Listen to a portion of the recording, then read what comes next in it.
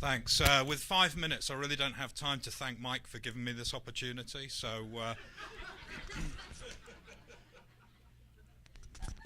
economy's running a little rough, man. Oh yeah, just brutal. You know, it's times like these that McKinley Scientific can help expand your options. You know, they provide the knowledge and flexibility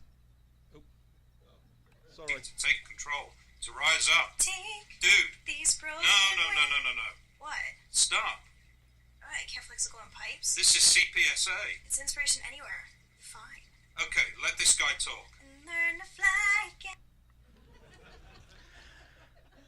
Okay, I'm going to try and make this easy so even young kids can understand it. But we often get asked about leasing and what really is leasing, so this is kind of an FAQ that comes up quite often. So what type of leases are really available?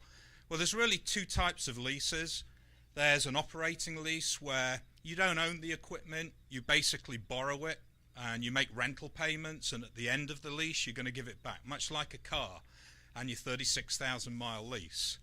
And then there's a capital or a finance lease where you're really not leasing it, you're actually buying it, but you're spreading the payments out over a number of months, and at the end of the lease you plan on owning it. So both of the leases are called net leases because during the time that you've got the equipment, you're responsible for the maintenance and the service and PMs and software and all those good things. So what are the major differences? The operating lease, where you hand the equipment back at the end of the term, there's no residual risk. There's no real, at the end of the lease, there's no real problems in terms of the value of the equipment. You're getting the recovery dollars up front in the form of lower lease payments, whereas capital and purchase, obviously you're laying the money out. There's very good flexibility to change because at the end of the lease you simply go pick your next toy, install it, you're off and running again. You don't have to sell equipment, you don't have to dispose of it, you don't have any of the back end problems. Leasing preserves capital, as does a capital lease. Obviously if you're borrowing the money to buy something, you're preserving your capital. There are some tax benefits. The major one to really mention for 2009 is advantage purchase and advantage capital lease. Because if you buy any instrumentation up to about $250,000, you can write the full amount off in 2009 and get a tax break in 2010.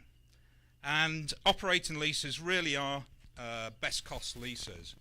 And if you think about it, 80% of capital equipment in the United States is actually leased. People just don't own stuff, mainly because it depreciates. And famous little quote at the bottom there, we don't know who wrote it, but something we use all the time. So how much does it cost to lease? We get asked this an awful lot of times. Well, there's four things that really impact the cost of a lease. There's the cost of the equipment. There's the length of the lease, how long you actually want to use the equipment for. There's credit rating, credit history, your ability to repay the lease is of paramount importance. And the type of equipment, if it's something that a pharmaceutical company has bought into and it's a piece of equipment that only one was made, it's really not something that we're looking to invest in. But HPLC, mass spec, NMR, generally good things to lease. The process is pretty straightforward.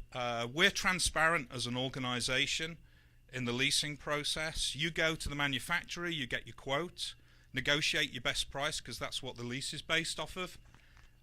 We'll do the credit check for you. You decide on your lease term. McKinley buys the instrument, the manufacturer installs it at your location. As soon as you're happy with it and you've accepted it, we'll pay the vendor, and then you simply make lease payments to McKinley. So, in conclusion, leasing is a really economical way to keep instruments up to date and to expand rapidly at a lesser cost. You get to refresh the technology every 3 years or so. Eliminates all the hassle of back-end disposition because you're just going to hand the instrument back at the end of the lease. You can take advantage of technology improvement. Typically technology will improve but cost does not increase, and it helps with things like capacity management where you can own some instrumentation, you can lease others, and you can move things around. And of course it keeps you and your salesman happy because deals are getting done on a more frequent basis. And that also prompts pre-owned business because we're getting instrumentation back on a regular basis, 3-year-old instrumentation.